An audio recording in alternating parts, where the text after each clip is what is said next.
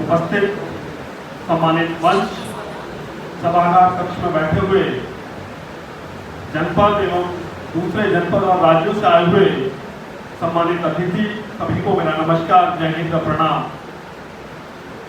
साथियों, 15 अगस्त 2020 को भाई लाल बहादुर जी के नेतृत्व में गाजियाबाद जनपद के गांव गड़ौली में लाइब्रेरी बनी और उसकी कुछ तस्वीरें फेसबुक के माध्यम से मैंने देखी।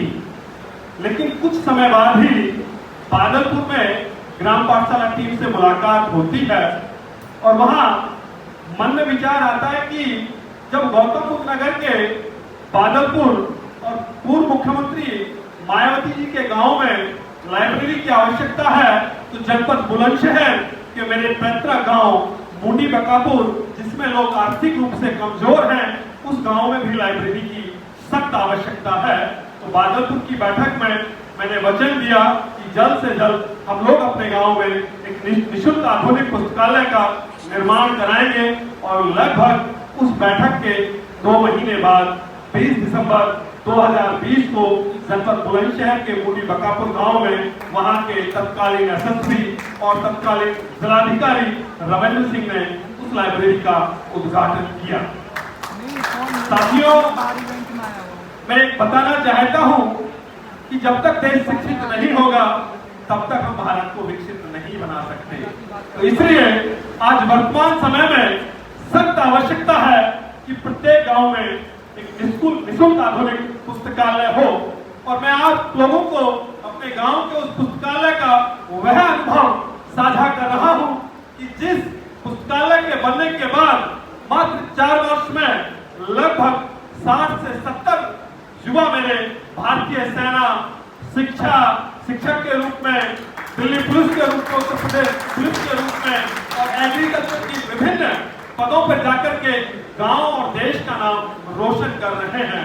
उन्हीं में एक मेरे गांव का बच्चा है रिंकू प्रजापति, जो रिंकू प्रजापति पैर से विकलांग था और आर्थिक रूप से बहुत कमजोर।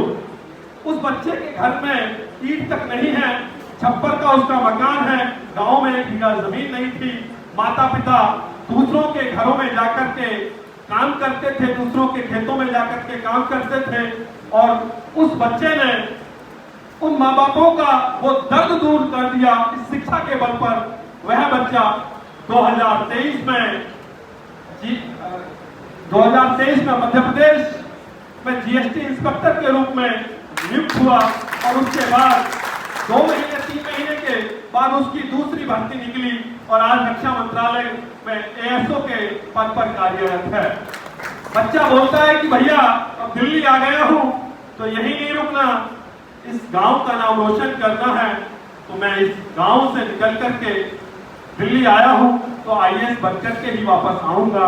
तो उस बच्चे की इस बात को मैं उसकी प्रशंसा करता हूं और उसका हृदय से आभार भी प्रकट करता हूं।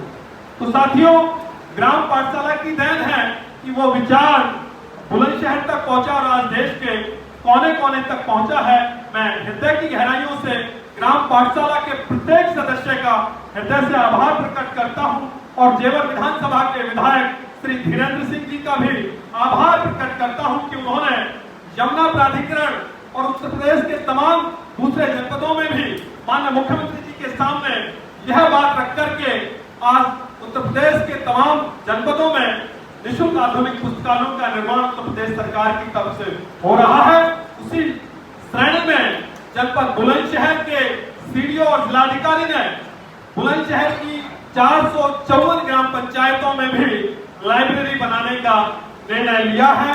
कुछ गांवों में काम प्रारंभ हो चुका है और मैं आप लोगों को बताना चाहता हूं कि मेरे गांव में जो लाइब्रेरी बनी थी वह बालक वर्ग की थी। उस लाइब्रेरी को हम लोगों ने बालिका के रूप में स्थापित किया है और जो नई लाइब्रेरी उत्तर प्रदेश सरकार के द्वारा बनाई जा रही है उसको हम लोग बालक वर्ग के रूप में स्थापित करेंगे। यानी कि बालिका और बालक दोनों लेवल पे हमारे गांव में लाइब्रेरी बनी है। तो मैं हृदय की गहराइयों से आप लोगों का हृदय आभार प्रकट करता हूँ, माननीय विधायक नंद किशोर जी का भी, क्योंकि उनके गांव से यह शुरुआत हुई।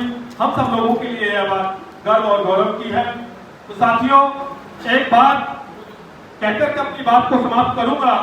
भ्रष्टाचार मुक्त भारत विषय पर एक आंदोलन चला रखा है और उस आंदोलन को तेज गति देते हुए अभी देश के विभिन्न राज्यों में हम लोग काम करने जा रहे हैं।